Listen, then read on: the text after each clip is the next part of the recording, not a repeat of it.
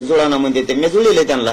मी सांगितलं त्यांना की बाबा जिथं सोयरीक होती मराठा समाजाची, जिथं सोयरीक होती व्याख्या बदला ना, त्यांनी व्याख्या तिसरीकडे नेते आईच्या जातीकडे, तिसरंच काहीतरी कुंभाखाली देत. मग माझ्या डोक्यात नाही राहत पहिलं, आणि मग परत म्हणते ते असं जमत नाही. मग आता व्याख्या सांगा म्हणले. आता सांगितले त्यांना की जिथं आमची मराठ्यांची सोयरीक जुळती परंपरेनुसार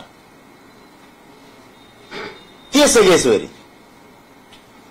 त्यांना द्या, असा कायदा पण सांगतो. काही प्रॉब्लेम आहे का? नाही म्हणते. आता काही प्रॉब्लेम नाही. पळालेत. मग आता काय करतात काय माहित, गेलेत मुंबईला पळत. ते कधी झालं? 2 दिवस झाले ना.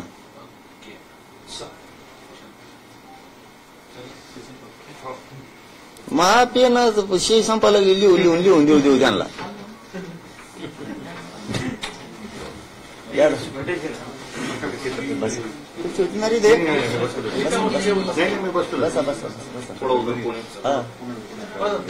नक्की बस बस बस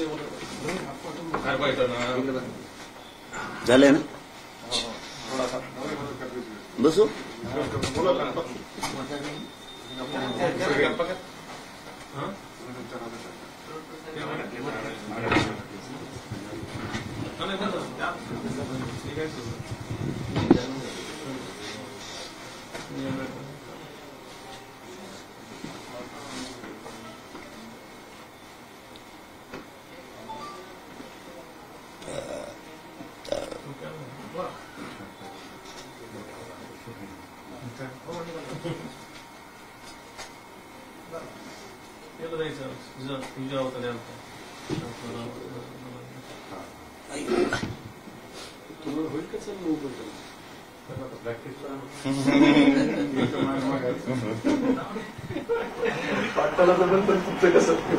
मोडले तो खाल्ला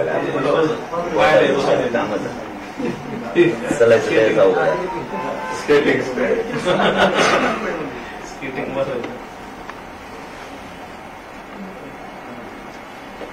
कस काय लागतो बोटाला?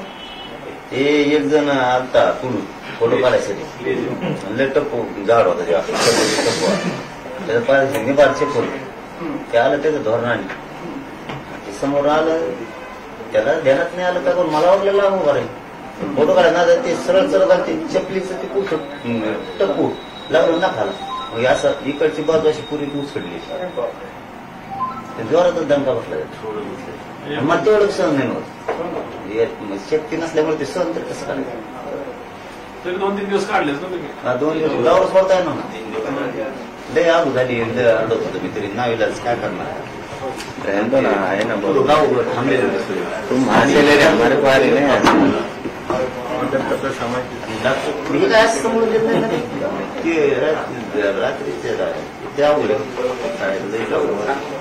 त्यांना जण ताणल्यामुळे अशी आग पुरा पाय त्यांना खाची नाच होईल माहित काही नाही राहिलं. दुपारी सहन केलं असताना सहनच होत नाही ना.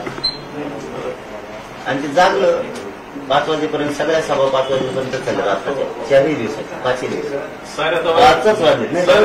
कालचं त्रास जाईल. मग 1 घंटा झोपायची. ते तोंड ऐकले बोलताय ना उपचार घराघरात लोक दारात घेऊन जातात.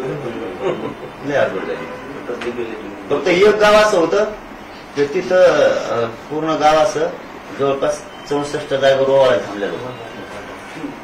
मी झोपून गेलो. एका आई नव्हता माऊली मला तसं झोपलं ओवाळ. मी व्यासपीठावर गेलो म्हणलं ते ओवाळायचं होतं. काय झालं ते म्हणलं कुणी नेऊन ठेवलं. नको म्हणले झोपून येताना गाडीतच.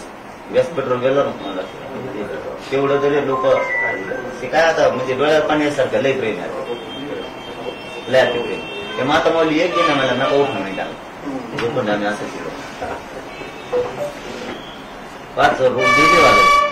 मग झोप कशी सकाळी 6ला सुरू लहान दिवस आहे ना. सकाळी सुरू करायला लागायचं. 8ला तर सुरू व्हायचं. शिंदखेड राजाला दर्शनात चाललो. परवा त्याला बीड जिल्ह्यात आणि जालना जिल्ह्यात 75 गाव झालेत ना तशी. 130 गाव उरकत नाही. पहिले उरकत होते. आता पूर्ण गाव थांबतो. आता उरकत जास्त होत. आता उरकत पहिले उरकत ठराविक 15 तारखेला पाहिजे सामर्थ्य उद्घाटनाला ते तीन सर्व आले होते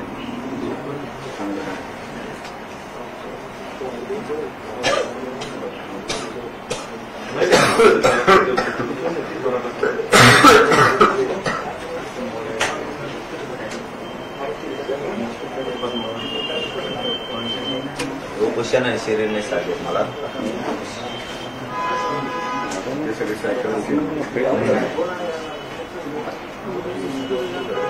हाँ जाना है ना ओवैसी के पास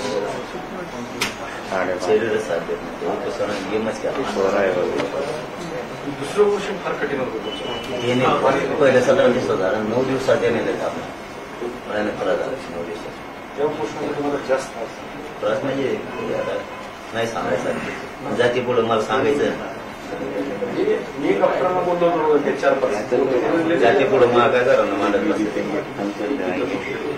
नाही तर फक्त गाडीतल्या लोकांनाच माहिती मला काय त्रास होतो ना फक्त माझ्या गाडीतल्याच लोकांना बाहेर सांगून काय त्याचे काय म्हणायचं जातीसाठी जीवन अर्पण केलं म्हणायचं त्याची काय परिस्थिती सांगायची शरीरात गावात झाला की कोणी येऊ शकतो का दवाखान्यात लगेच पर्यायच उरत नाही दुसरा पर्यायच उरत नाही दुसरा दवाखान्यात सगळ्यांवर जगवतो म्हणायचं मी जातीसाठी मला डॉक्टरांनी सांगितलं होतं 5व्या दिवसात म्हणलं की आज जर त्यांनी पाणी पिलं तर ते जीवन नाहीतर उद्या पाणी पिलं तर उपयोग होणार त्यावेळेस तर मी चेअर येऊन बी नाही जाळ निघत होता असं वाटायचं मी महाराजाला आता चानच चालू आहे सांगायला नाही सांगा काय महाराजाला आता त्याच्यामुळे लावायचं मला वाटायचं गेलो मी जातोय मी वर महाराज पाय लावायचं ना बरे त्या टायमाला मला असं वाटायचं मी 100% जातो म्हणलं मग पायाला हात लावून महाराज गेला जीव तरी हात लावून ट्राय पडलो इतकं भयानक जर उशी काढली पोटात असं वाटायचं आता जगतच नाही खूपच मोठी गोष्ट आहे मग महाराजाच पायाला हात लावायचं कारण मी बसायच्या दिवशी ठरलो म्हणलं आपण मेलच बी तर महाराजाच्या पायावर हात ठेवूनच मरण आलं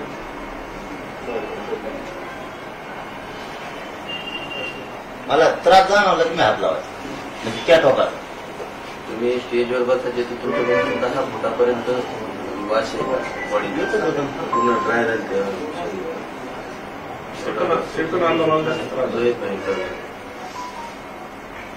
ते डॉक्टर मला म्हणले की त्यांना सोडून जावा आणि त्यांना सांगा आणि पाणी प्यायला लावा म्हणजे ते माझं ऐकत नाही काय समाजातले तुम्ही जेवढे डॉक्टर आहात तेवढे सगळे ते आणून तुम्ही सांगा मला आनंद आहे पण एक दादा बी तिथं खूप दिवसाचं आपले जात रखडली हे घेण्यासाठी पण असून नव्हतं आपल्याला हे काय जे असतील ते असतील जेवढे असतील तेवढे असतील चला जाऊन दे 100 असतील तर 54 लाख असतील हे बी आपल्या जाते नव्हते अडून धरले त्याचं वाटतं आपलं काहीच दुःख नाही त्यांचं प्रामाणिकपणा सांगतं आपलं काहीच दुःख नाही उपोषण हे शरीराला त्रास होतोय थोडंफार किरण्याला पोटाला त्रास होतोय त्या समाजापुढे आपलं काही दुःख नाही आज कितीतरी मला लोक भेटले ना एक देवपिंपरीला माणूस भेटला मला ते वारले अटॅक घेऊन मारले तर मी मला भेटायला तिथे गेलो ते म्हणजे आपल्याचं सगळी 4 दिवस आधी चांगलं राहिलेलं होतं असं सांगितलं ते वारले तिथं 2 पोरं होते ते म्हणजे आम्ही स्टुडिओ चालू फक्त पैसे नव्हते म्हणून शिकू शकलो नाही विचार होतो बाप म्हणलं बाबा मी नाही शिकू शकत तुम्हाला तुम्ही एखाद्या डॉक्टर धंदा टाका नाही शिकू नाही ते म्हणे आम्ही आज काही झालं असे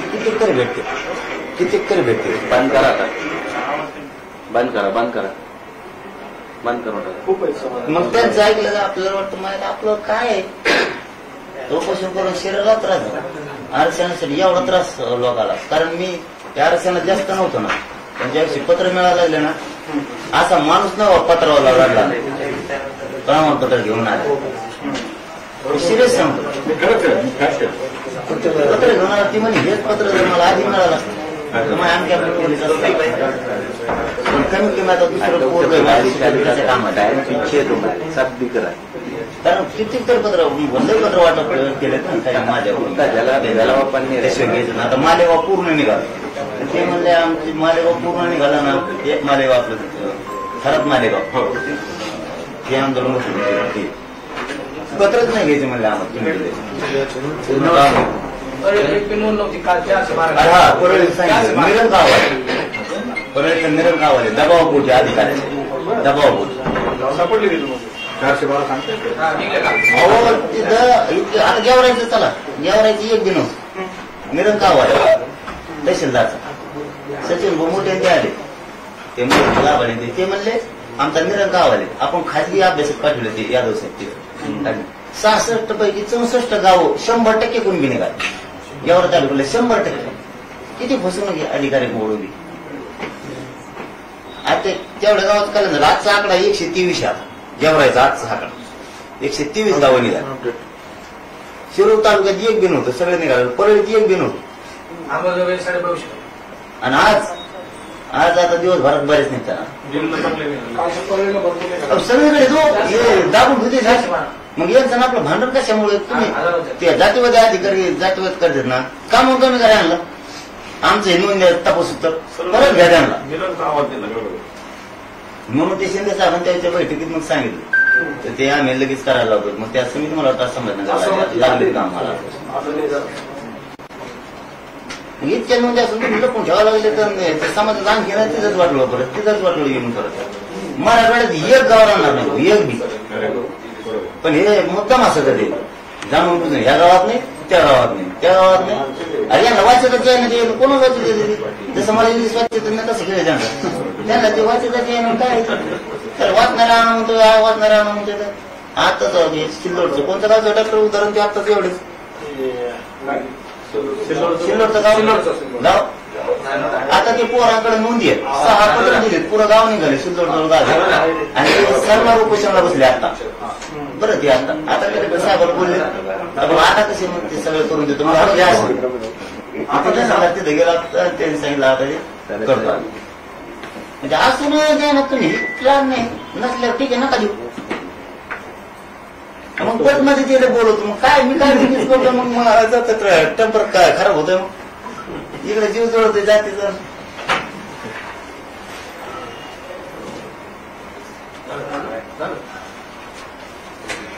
कोणी चला ना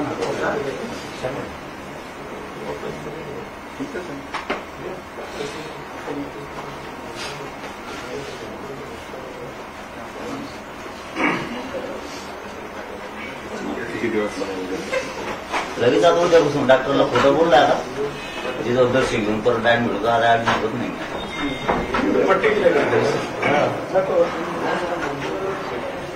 पट्टीशिवाय तर जमाना मग ते पायाला लई धागा लागत चप्पल कशी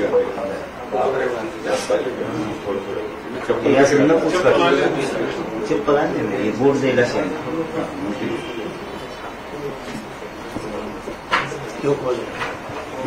हा घ्या गाडी टाका आता नकोच काढलं त्या बाजूला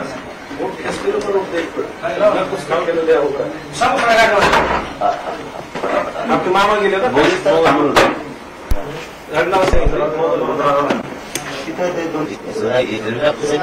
खाजगी अभ्यासात पाठवले ते यादव साहेब तिथं काय तिथं नाही सगळे पुरावे सापडले त्यांना माझा पाठवले आणि म्हणजे आज जातो उद्या जातो 2 दिवस आणखी 100 दिवशी गाव काढतो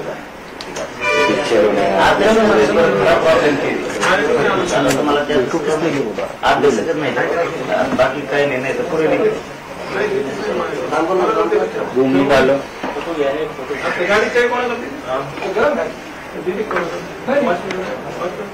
काढून घ्या सगळे गुण काढून हे काढा गुण काढा जर लावून धरला ना कामच झालं आता मग यांनी घरी समजा उदाहरणार्थ आमची नाही घरी आणि यांची नाही घरी आयबीएन सांग गुण काढा आयबीएन दादा गुण काढा गुण काढा गुण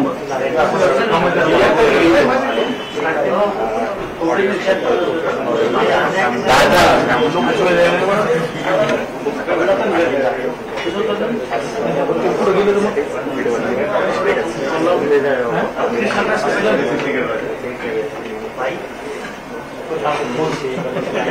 इन्फेक्शन मला थोडं तुम्हाला नाही मला असं नाही आता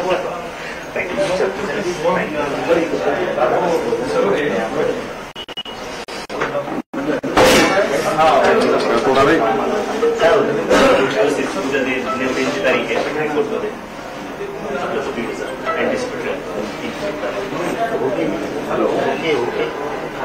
चला एक बाईक करून राहू द्या ना आता कोणाची कोणती बाईक आहे आता अरे मैंने मुंह भेज दिया है यार भैया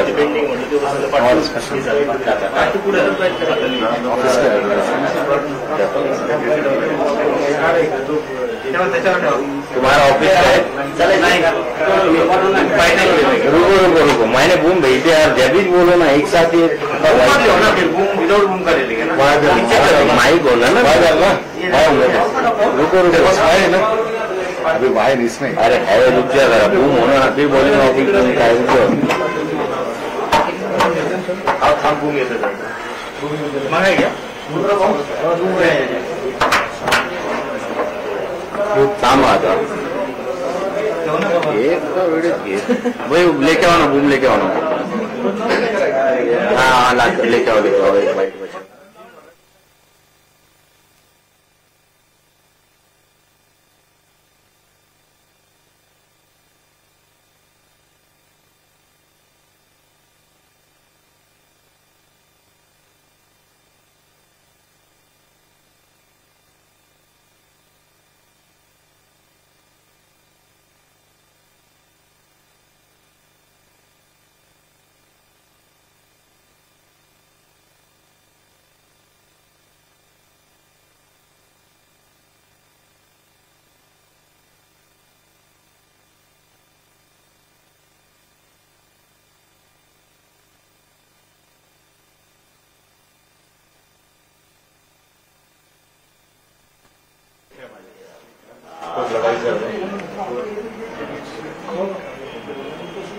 यस ओके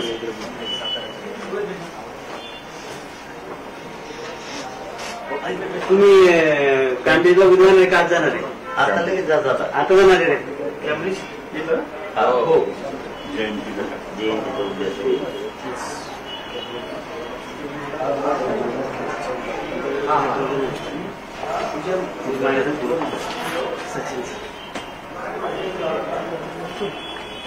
रुकना चल चल चल लगा दरी रुक रे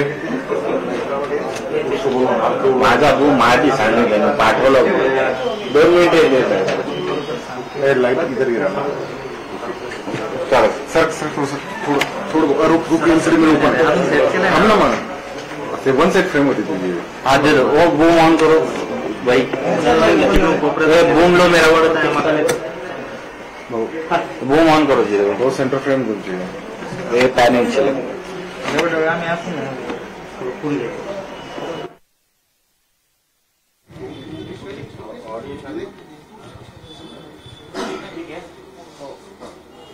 काय सांगाल बुवा आज तुम्ही मनोज पाटलांची भेट घेतलेली आहे हे बघा सातत्याने ते समाजाची बाजू मांडण्यासाठी स्वतःचा जीवाचा विचार न करता अहोरात्र ते लढाई लढतायत. त्यांची प्रकृती खराब झाली. 5-6 वेळेस ते रुग्णालयात दाखल झाले. आज देखील ते दाखल झाले आणि संभाजीनगरला ते दाखल झाले. मला माहिती मिळाल्यावर मी त्यांची आज भेट घेतली, त्यांची विचारपूस केली. आणि प्रश्न असा आहे की सगळा समाज संघटित त्यांनी केलाय. सर्व समाज रस्त्यावरची लढाई लढतोय. समाजाच्या वतीने सर्वांच्या मार्गदर्शनाखाली न्यायालयीन लढाई देखील मी लढतोय. न्यायालयामध्ये प्रकरण सुरू आहे, रस्त्यावरची लढाई सुरू आहे. आणि अशाच वेळेस आता पुढे नेमकं काय काय केलं पाहिजे याची चर्चा सर्व स्तरावर सुरू आहे. त्यासाठीच मी त्यांना प्रकृतीची त्यांनी काळजी घ्यावी ही विनंती करण्यासाठी त्यांची मी सदिच्छा भेट घेतली. त्यांचं आंदोलन आहे 20 तारखेपर्यंत त्यांनी इशारा दिलेला आहे. हे बघा, मराठा समाजाला हक्काचं आरक्षण पाहिजे. 3 वेळेस 4 वेळेस 5 वेळेस राज्य सरकारला सगळ्या समाजाचा सहानुभूतीपूर्वक विचार करून की मराठा समाजामुळे कोणाला त्रास होऊ नये आणि उद्या इतर समाजांनी ही भूमिका मांडू नये की मराठा समाज आग्रह करतोय, हट्ट करतोय. यासाठी 4-5 वेळेस सरकारच्या म्हणण्यावरून समाजाच्या विनंतीने आम्ही वेळ दिला. परंतु जर होतच नसेल तर मुंबईला जाण्याचा जो निर्णय आमचा झालेला आहे तो आमचा निर्णय पक्का आहे. आणि राज्य सरकारच्या हातातल्या ज्या गोष्टी राज्य सरकारने त्याच्यावर निर्णय घ्यावा, अशीच मागणी त्यांची, अशीच माझी मागणी, अशीच मागणी समाजाची, तेव्हा आता सरकारने ठरवायचं. आता चर्चा करत असताना त्यांनी एक महत्वाचा मुद्दा मांडला. त्यांनी सांगितलं की नोंदी निघताय, ज्या ज्या भागामध्ये पहिले निरंक सांगण्यात आलं त्या गावामध्ये आता अचानक नोंदी निघताय. पण राज्य सरकारने देखील अधिकाऱ्यांना त्या पद्धतीने सूचना केल्या पाहिजे की तेच जिल्हाधिकारी, तेच तहसीलदार, तेच प्रांत ते निरंक आकडा देत आहे, तेच जिल्हाधिकारी, तेच प्रांत, तेच तहसीलदार पुन्हा नवीन नोंदी सांगतात. आता आमच्या एका सहकार्याने सांगितलं की 120 नोंदी एका गावात भेटलं जिथे निरंक आकडा दिला, तर हे योग्य नाहीये. त्यामुळे सरकार आहे, प्रशासन आहे, सरकारने प्रशासनाला तशा पद्धतीने सूचना कराव्या व आवर्त पद्धतीने याच्यावर काम करावं. हे बघा, राज्य सरकारने काय नवीन कायदा केलेला आहे का? तर नवीन कायदा केलेला नाही. ज्या 1967 पूर्वीच्या ज्या हक्काच्या नोंदी आहेत त्या नोंदीप्रमाणे सर्टिफिकेट त्यांना द्यायचं आहे. त्याच्यात काय त्यांना अडचण आहे? ही मागणी या ठिकाणी प्रामुख्याने आहे. आणि 24 तारखेला सुप्रीम कोर्टामध्ये क्युरिटी पिटिशन संदर्भात सुनावणी आहे. आणि सुप्रीम कोर्टामध्ये जाण्याचा आग्रह, जो अट्टहास माझ्यासारखा याच्यासाठीच होता की सुप्रीम कोर्टाने जर एकदा सांगितलं की स्वतंत्र आरक्षण हे देताच येत नाही, तर मग मात्र राज्य सरकार पुन्हा न टिकणारं आरक्षण आम्हाला देऊ शकत नाही. कारण यापूर्वीच्या काळामध्ये पृथ्वीराज चव्हाण साहेब असताना आरक्षण दिलं, ते टिकलं नाही. देवेंद्र फडणवीस साहेब मुख्यमंत्री असताना ते हायकोर्टात टिकलं, पण ते सुप्रीम कोर्टात टिकलं नाही. आणि दुर्दैव मला असं वाटतं की राज्य सरकार किंवा विरोधी पक्ष आमच्या उपोषणाला, भाऊंना, आम्हाला सगळ्यांना पाठिंबा देत असताना भूमिका मांडतं की तुम्हाला आरक्षण मिळालं पाहिजे, परंतु इथून निघाल्यानंतर मात्र ते ठराव करता कोणालाही धक्का न लागता आरक्षण दिलं पाहिजे. याचा अर्थ आम्ही काय घ्यायचा हा प्रश्न देखील सरकारसमोर आहे. त्यामुळे आता सरकारने ठरवायचं की आम्हाला मुंबईला येऊ द्यायचं, आम्हाला आंदोलन करू द्यायचं का आम्हाला टिकणारं आरक्षण द्यायचं, सरकारचा विषय. तेव्हा त्याच्यावर उत्तर सरकारचं विषय. 15 तारखेपासून सर्वेक्षण होत आहे, कसं बघतात? हे बघा, मराठा समाज हा मागासलेला आहे हे मागच्या काळात सिद्ध झालेलं आहे. सुप्रीम कोर्टाने जरी आरक्षण रद्द केलं असेल तर तो काही रिपोर्ट नाकारलेला नाही. आणि आजही गायीच्या गोट्यात झोपणारा माझा समाज आहे. म्हणजे एकीकडे गाय, म्हैस, बैल बांधलेला असतो आणि त्याच्या बाजूला बास टाकून माझा भाऊ झोपतो. याच्यापेक्षा मागासलेलापणा काय असू शकतो? त्यामुळे या सर्व्हेमध्ये निश्चित मराठा समाज मागासलेले असाच अहवाल येणार आहे. पण 2 प्रश्न आहेत. हा अहवाल आल्यानंतर पुढे काय सरकार भूमिका घेणार आहे? जसं आज आमच्या सगळ्या समाजाची हक्काची काय मागणी आहे की आम्हाला ओबीसीतून आरक्षण मिळालं पाहिजे. ही मागणी आम्ही का करतो? कारण 2 वेळेस दिलेलं टिकलं नाही ना, त्यामुळे आम्ही मागणी करतो. आम्ही काय अशी नवीन मागणी करत नाही. जर 2 वेळेस दिलेलं टिकलं असतं तर ओबीसीची मागणी पुढे आली असते का? तर नसते आली. पण आता याच्याही पलीकडे सरकारने नवीन कायदा केला का? तर नाही केला. ज्यांच्या नोंदी सापडल्या त्यांना सर्टिफिकेट द्यायचं आणि सरकारनेच नेमलेले अधिकारी आज एक भूमिका घेता, उद्या एक भूमिका घेता, हे योग्य नाहीये. तेव्हा संभ्रम निर्माण होत आहे. भरपूर वेळ हा सरकारला देण्यात आलेला आहे. कोणालाही त्रास न होण्याची आमची मानसिकता आहे. परंतु आता जो काही वेळ सगळ्यांनी मिळून ठरवलेला आहे तो वेळ आता जवळ आलेला आहे. तेव्हा सरकारने याच्यावर पावलं उचलावं. दुसरा प्रश्न असा आहे की तुम्ही क्युरिटी पिटिशनची याचिका कोर्टात टाकली होती. जरंगे पाटलांनाही सरकारने येऊन सातत्याने सांगितलं की तुमच्या आंदोलनानंतर आम्ही क्युरिटी पिटिशनसाठी न्यायालयामध्ये आग्रह धरलेला आहे. त्याच्या संदर्भात 24 तारखेला सुनावणी आहे. जरंगे पाटलांचं असं म्हणणं आहे की समजा जर ती ओपन कोर्टात सुनावणी होऊन आरक्षण दिलं तरच ते आरक्षण टिकू शकतं. तर ते सुद्धा घेण्याची सकारात्मक मानसिकता जरंगे पाटलांनी दाखवली आहे, मात्र ते ठोस पद्धतीने टिकलं पाहिजे. हे बघा, क्युरिटी पिटिशनचा अर्थच असा असतो की आमचं म्हणणं तुम्ही परत एकदा ऐका, तुम्ही न्यायदान करताना चुकले. कोणत्या 3 गोष्टी न्यायालय चुकलेलं आहे? न्यायालय चुकलं म्हणण्यापेक्षा कोणत्या 3 गोष्टी न्यायालयाकडनं राहून गेलेल्या आहे. 1 क्रमांकाचं न्यायालयाने सांगितलं की मराठा समाज मागासलेला नाहीये. मग माझ्यासारखंच असं म्हणणं आहे क्युरिटी पिटिशनमध्ये मराठा समाज मागासलेला आहे ही अहवालातली आकडेवारी तुम्ही मान्य केली म्हणजेच रिपोर्ट तुम्हाला मान्य आहे. मी एक शेतकरी आहे. जर माझ्या शेतामध्ये, माझ्या भावाच्या बहिणीच्या शेतामध्ये अतिवृष्टी झाली तर पंचनामाची एक पद्धत असते. तो पंचनामा कोण करतात? तलाठी व 2 साक्षीदार त्या ठिकाणी पंचनामा करतात. त्याला तो पंचनामा नंतर बघण्याची प्रोसिजर आहे का? तो पंचनामा तहसीलदारच्या मार्फत जिल्हाधिकाऱ्याकडे जातो, सरकारकडे जातो. तो भाग वेगळा. सरकार वेळी मदत देत नाही शेतकऱ्याला. तसाच निर्णय सुप्रीम कोर्टाने दिलेला आहे की एखाद्या एन्क्वायरी कमिटीने एखादा रिपोर्ट तयार केला तर त्याच्यावर आम्हाला भाष्य करता येत नाही. तर सुप्रीम कोर्ट कोणत्या आधारावर आयोगाचा रिपोर्ट मान्य करत नाही याच्यावर स्पष्टता व्हावी. दुसरा मुद्दा, सुप्रीम कोर्टाने आरक्षण रद्द करताना काय सांगितलं की राज्य सरकारला आरक्षणाचा देण्याचा अधिकार नव्हता. त्यानंतर लोकसभेने कायदा केला आणि लोकसभेने सांगितलं तुम्हाला ओबीसी आरक्षण असेल, स्वतंत्र असेल, एससी असेल, एसटी, जे कोणतं आरक्षण द्यायचं त्याचा अधिकार राज्य सरकारला आहे. सुप्रीम कोर्टाने एखादा कायदा रद्द केल्यानंतर तो जर लोकसभेने त्याच्यावर कायदा केला तर सुप्रीम कोर्टाचा आदेश हा अबॉलिश होऊन जातो, झिरो होऊन जातो. त्या आधारे आम्हाला ते कोर्टाला सांगायचं आहे की सुप्रीम कोर्टाने तुम्ही निर्णय दिल्यानंतर लोकसभेने कायदा केला आणि राज्य सरकारला आरक्षण करण्याचा अधिकार आहे. हा एक मुद्दा आम्हाला त्या ठिकाणी क्लिअर करायचा आहे. आणि मराठा समाज जर ओबीसी समाजात टाकायचा, इतरांना धक्का लावायचा नाही लावायचा तो सरकारचा विषय, किंवा स्वतंत्र रिझर्वेशन द्यायचं, 50% जे वारंवार चक्रा गोष्टी सांगितल्या जातात त्याच्यावर आमचा खुलासा असा आहे की ईडब्ल्यूएस आरक्षण सुप्रीम कोर्टाने 10% मान्य केलं, जे लोकसभेने दिलं. मग मराठा समाजानेच काय पाप केलं की आम्हालाच 50%ची कॅप आणि त्याला डिस्टर्ब करता येत नाही. हा स्ट्रक्चर जो आहे याच्यावर क्लिअरिटी यावी, यासाठी सुप्रीम कोर्टाने खुली सुनावणी घ्यावी, हीच मागणी माझी त्याच्यामध्ये आहे. खुली सुनावणी घेतल्यानंतर 2-3 दिवस त्याच्यामध्ये युक्तिवाद होईल. ज्या ज्या सर्कमटन्स आहे, सुप्रीम कोर्टामधनं 2च गोष्टी माझ्यासारख्याला अपेक्षित आहे. एक, मराठा समाज मागासलेला आहे त्याच्यासाठी सर्कमटन्स पॅरामीटर ठरले पाहिजे. सर्कमटन्स याचा अर्थ आहे की अपवादात्मक परिस्थितीचे काय पॅरामीटर्स आहे. जर तुम्हाला आयोग मान्य नाही तर तुम्ही फॉर्मॅट सांगा, या फॉर्मॅटमध्ये मराठा समाज बसला तर मागासलेला आहे. हा 1 नंबरचा मुद्दा. आणि 2 नंबरचा मुद्दा, राज्य सरकारलाच अधिकार आहे मराठा समाजाला ओबीसीत टाकायचं का, मराठा समाजाला स्वतंत्र आरक्षण द्यायचं का, दुसरा कोणाला अधिकार नाही. याच्यामुळे राज्य सरकार याच्यातून पळ काढू शकत नाही. आणि सुप्रीम कोर्टाने जर उद्या सांगितलं की क्युरिटी पिटिशन आम्ही फेटाळतो तर विषय संपला. तेव्हा मराठा समाजासमोर क्लिअरिटी येईल. काय क्लिअरिटी येईल मराठा समाजासमोर की राज्य सरकार आता जे सातत्याने सांगतं स्वतंत्र आरक्षण द्यायचं ते आम्ही घेणार नाही.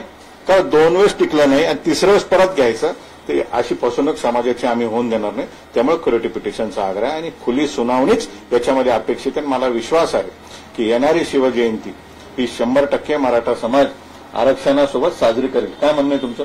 नाही लगेच 20 तारखेच्या 20 तारखेला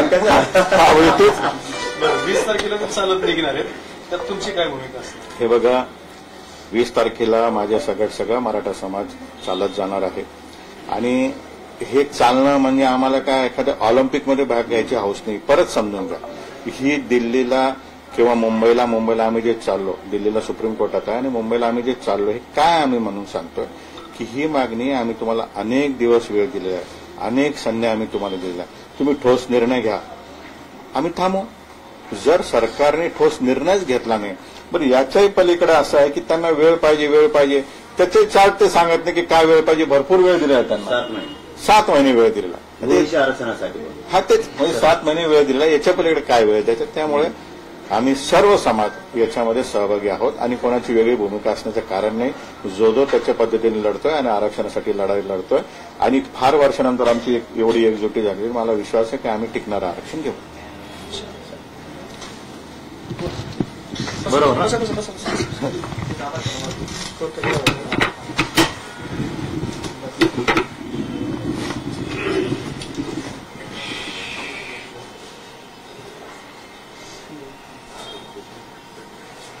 बोललो होतो.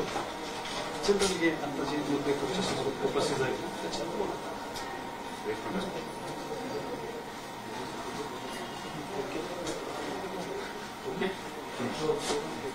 पाटील, क्युरिटीचा मुद्दा विनोद पाटलांनी त्या ठिकाणी उपस्थित केला. तुम्ही जेव्हा उपोषणाला बसलात त्यावेळेला सरकारनेच तुम्हाला येऊन स्पष्टपणे सांगितलं होतं की आपला मुद्दा सोडवण्यासाठी आम्ही सरकारच्या वतीने क्युरिटी पिटिशनची विनंती न्यायालयामध्ये करत आहोत. त्या पद्धतीने त्यांनी केलेली आहे. तुमचा मुद्दा आहे की खुली सुनावणी झाली पाहिजे. विनोद पाटील म्हणतात खुली सुनावणी झाली पाहिजे. काय सांगा? आता क्युरिटी पिटिशन दाखल करणं हा तर सरकारचाच भाग आहे. परंतु काय आहे, ते जर ओपन कोर्टात नाही आलं तर नाही टिकणार. आणि याच्या अगोदर मराठा समाजाने ते स्वीकारलं होतं, ते नाकारण्याचे काहीच कारण नाही. मागही सांगितलंय, आत्ताही सांगितलं. परंतु ते इंडिव्हिज्युअलिटी सारखं टिकणार आहे का? इंदिरा जजमेंट सांगतं 50% वर गेलं तर ते टिकत नाही. मग जर ते टिकलं नाही तर पुन्हा आम्हाला तेच पाडे वाचायला लावणार आणि आम्ही पिढ्याना पार संघर्षच करत आलो मराठा समाज. आता आमच्या शांत नाही राहिली संघर्ष करायचे. त्यापेक्षा मराठा समाजाच्या ओबीसीत असणाऱ्या नोंदी सापडल्या तर मग तुम्ही आम्हाला महाराष्ट्रातल्या मराठ्यांना सरसकट ओबीसीत आरक्षण द्या किंवा सगळ्या सोयऱ्यांना द्या. आमचा शब्द घालून तो तुम्ही आता संभाजीनगरला आमची जमीन आहे, तुम्ही म्हणता घे पुण्याला. इतक्या लांब कसं काय देणार तुम्ही आम्हाला? 7-12 आमचा इथला आहे संभाजीनगरचा. तुम्ही इथंच जमीन दिली पाहिजे. आमच्या नोंदी जर ओबीसी सापडल्या तुम्ही आम्हाला वरचं घ्या म्हणून किती दिवस फसवणार आहे? आमच्या पोरांचे मुर्दे पडायला लागले जाता इथं. ते टिकणार आहे का? स्पष्टीकरण सांगा. मी 3 महिने झाले सरकारला म्हणतोय, तुम्ही स्पष्टीकरण द्या. ते टिकणार आहे का? ती उपचारात्मक याची काय वरून मलम लावणे चिरफाड होणार आहे का? त्याचं वाचन होणार आहे का? भोसले साहेब समितीनं अहवाल त्रुटी भरून त्याचं वाचन होणार आहे का? आता क्युरिटी पिटिशन मध्ये होणारच नाही. रिव्ह्यू मध्ये झालं असतं. घेणार असेल तर सांगा स्पष्ट आम्हाला. सरकार ते सांगत नाही. आम्ही कशावर भरोसा ठेवायचा मराठा समाजानं? आमच्या पिढ्याला म्हणजे आयुष्यभर पाप केल्यासारखं आम्ही नुसतं लढतच राहायचं का? आणि समाजाच्या पिढ्या बरोबर करायचं ते एनटी विजेंटी सारखं टिकणार नाहीये. तर मग आम्हाला ओबीसीत आमच्या नोंदी सापडल्या तर सरसकट मराठ्यांना ओबीसीत देऊन टाका. तुम्ही मोकळे, आम्ही मोकळे. बरं, आता एवढाच मुद्दा सांगतो, म्हणजे जास्तीचा वेळ घेतो. मी त्या दिवशी सीएम साहेबाला बैठकीत बोललो की ते एनटी विजेंटीला तर आमच्यामुळे धक्का लागत नाही, वंजारी बांधवाला आणि धनगर बांधवाला राहिले 19% मुद्दा.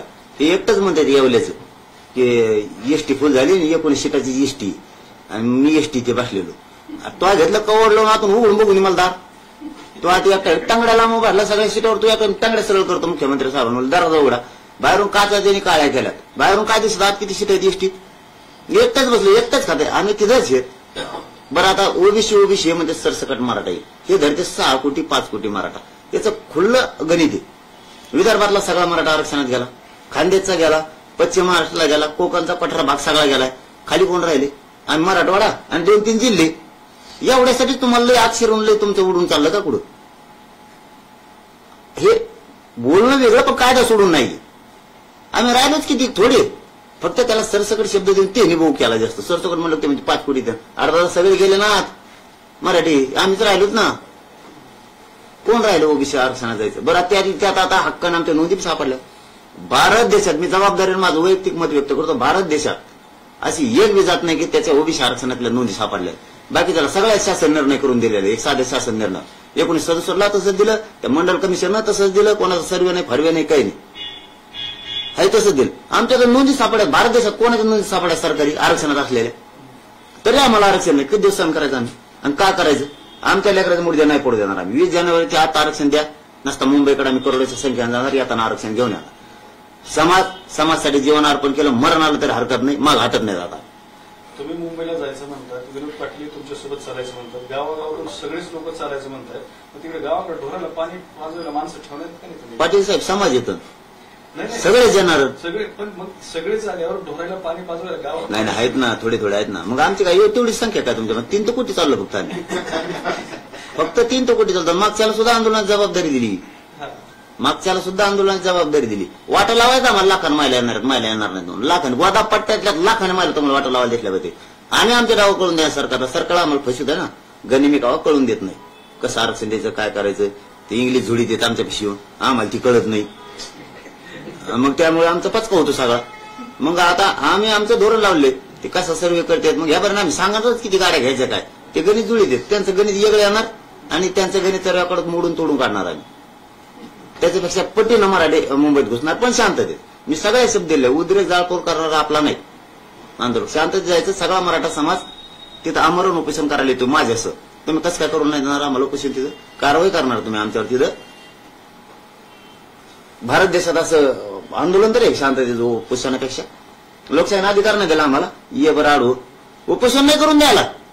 अरे यार, काय धंदा झाला? मग तुम्ही सांगा, तुम्ही महाराष्ट्रात जाता आसामला राहायला, आम्ही तिकडे. चल, धन्यवाद.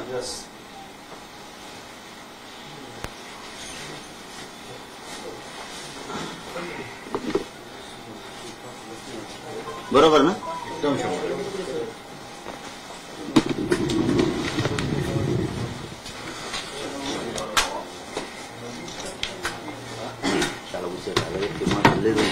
पुण्याची त्याची ते टप्पे टाकायचं राहिले ना, फक्त मार्ग केलाय.